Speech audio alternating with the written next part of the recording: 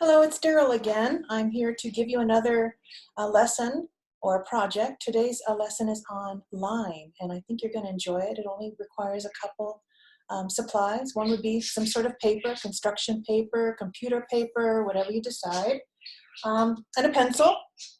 And it doesn't have to be an art pencil, but I'm going to do mine in a marker just so that you can see it better from the video. And then you can also go over it in marker if you chose as well.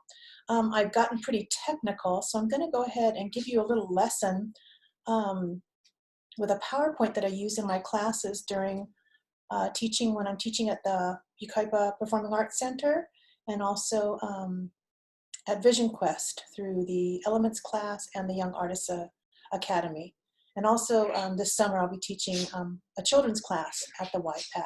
So I'm going to go ahead and see if I can share the screen. Let's see if I can do this. There it is. Okay, so we're going to talk about line real quick, and that's one of the elements of art. Oh, let's see if I can get it to switch. Okay, this is the project that we're going to be doing. It's kind of fun. It turns a 2D project into a 3D project just using lines. Line is just a moving dot. That's all it is. There's lots of different types of line. There's straight lines, there's crooked lines, there's zigzag lines, there's diagonal lines, and they all are in art. You'll see them everywhere. Here's some expressive lines. In other words, they've added color and they've added movement to the lines. They can show where it starts and when it ends, and that's called contour lines. The contour lines are just outlines. Lines can be thick, they can be thin. Here, the artist has used lines to define shadows on these sneakers. Here, line is showing, turning something from 2D to 3D and showing movement. It almost looks like it's moving, doesn't it? Look at this one, incredible. Just with lines, it has given so much depth to this masterpiece. Again, crisscrossing lines, going over each other, looking like they're folded into each other. Fun, isn't it? And again, there's the project that we're going to be doing. So let's go ahead and get started. So first of all, what we have to do is we have to trace our hands. Now this is good for both adults and for children. If it's a very small child, you may have to help them trace. But I'm going to go ahead and trace my own. And I'm going to set it down for a second because it's easier to trace while it's down. And you're just going to spread your hand out and just do a contour tracing, which means an outside line tracing. There's different ways to do contour drawing. There's a blind contour where you don't even look to see what you're doing, but I'm definitely looking. There's a continuous, which means you never lift your pen or your pencil off the paper. There's also, there we go. There's different kinds of ways to draw lines. We just did a continuous right there, and it definitely was not blind. So there's my hand. Pretty simple. The fun part of this is to use straight lines and to use curved lines. So I'm going to demonstrate real quick what I'm talking about. I'm going to start in the middle of the wrist area. I'm going to do one line going from one side and one line going from the other side. And I'm going to continue that. Now, the closer you make your lines, the more detailed your masterpiece is going to look. So I'm doing this for like the average age. In other words, right in between young and adult. So what I'm going to do is where this point and this point met my hand, I'm going to make it curved because my hand is curved. So I'm going to go around my wrist, just like my wrist would be round. So as soon as I hit my wrist and it starts to go round, I'm going to make my line go round. So I'm going to go straight, up over my wrist, and straight over. Now, what happens if you've got mismatched distances between the lines? Absolutely nothing. Absolutely nothing. So I'm going to go straight, curved, and straight. And what happens is it starts taking a 3D effect.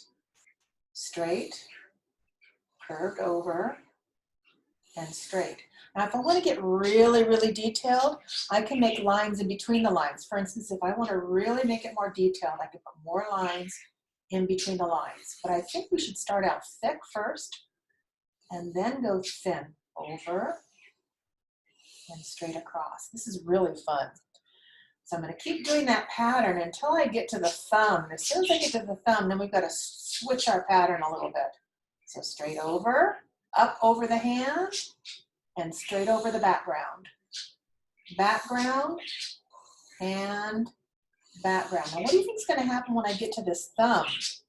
That is round. My thumb is the 3D part, so I'm going to go over my thumb when I get to it. So here we go. I'm going to go straight, over, over, and straight. Kind of gets a little confusing there. So if it's a young child and you've got an adult nearby, you can help them out. All you've got to remember is that the background is straight, the hand is rounded. Oh, is that the background? Yes, that's the background again. So that's going to be straight. And there's the thumb, goes straight over and straight. Straight, hand, straight, thumb, straight. And you can put a couple extra lines in there if you need to, because it starts looking kind of odd if you don't. Oh, there's the finger. Straight, over the hand, and straight. Now see right here where I'm kind of missing a line? Just stick one in there. There we go. And that ends up kind of filling in the gaps. Again, straight, over the finger, straight behind the hand, over the, oh, what's going to happen here? I've got to go over this one and then straight. So now we're getting to the fingers. Straight, over the finger, straight, over the finger, over the finger, over the finger, and straight.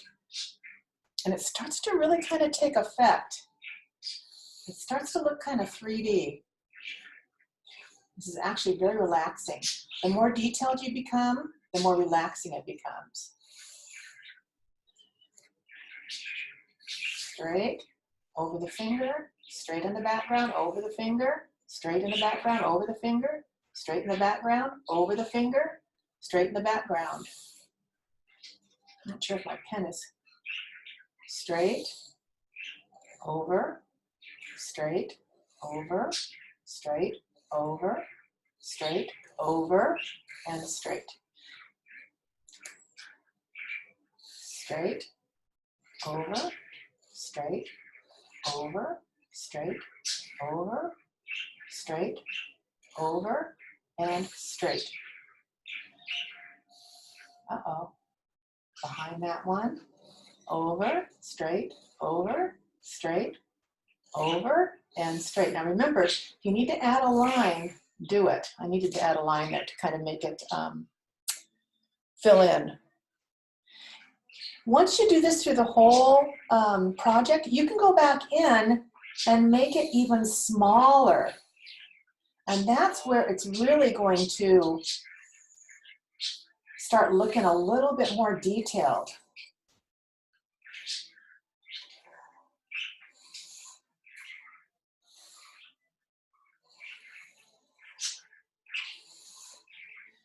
What happens if that happens? Absolutely nothing. It just gives your painting or your masterpiece more character. By the way, I did mention a couple of my sayings in the last one, and that is the only wrong way to do art is not to do it. But I also want to mention that everybody has their own style. Your piece may not look anything like mine. It will look like yours. And that's what's so cool about art is everybody has their own story to tell. And your story is your own. Even though, you know, Van Gogh and Monet and everybody used to do some incredible works, you're doing incredible works too. It's your own style. And I would hope that yours doesn't look exactly like mine, because then it would be mine, not yours. And so what's happening here is I'm just filling in the rest of the piece. Now what happens if I think I'm finished? I'm not finished, but what happens if I do? I can crop this paper, I can cut this paper down. So I'm gonna go a little bit further here. This is behind, whoops.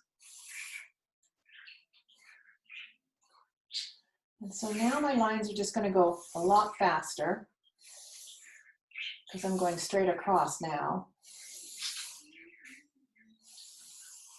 Should you use a ruler? Of course not. I don't know, I've never tried it, but if you want to try it, you could.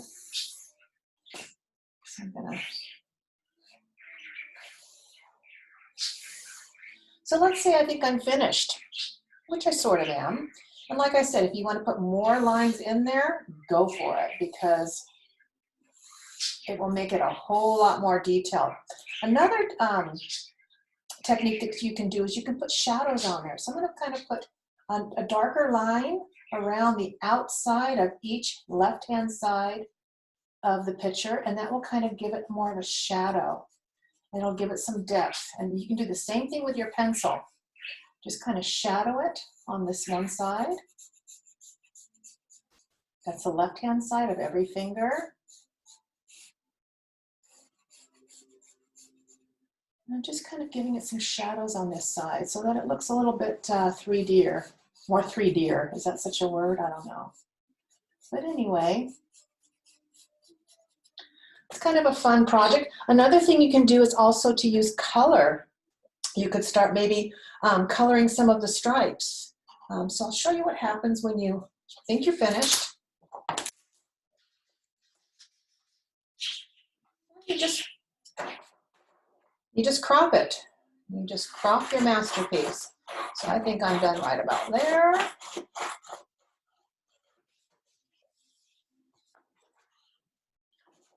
I think I'm done right about here.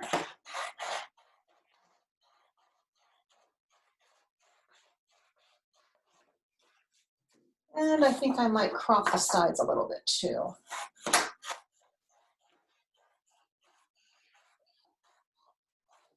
Sometimes cropping is just what the piece needs.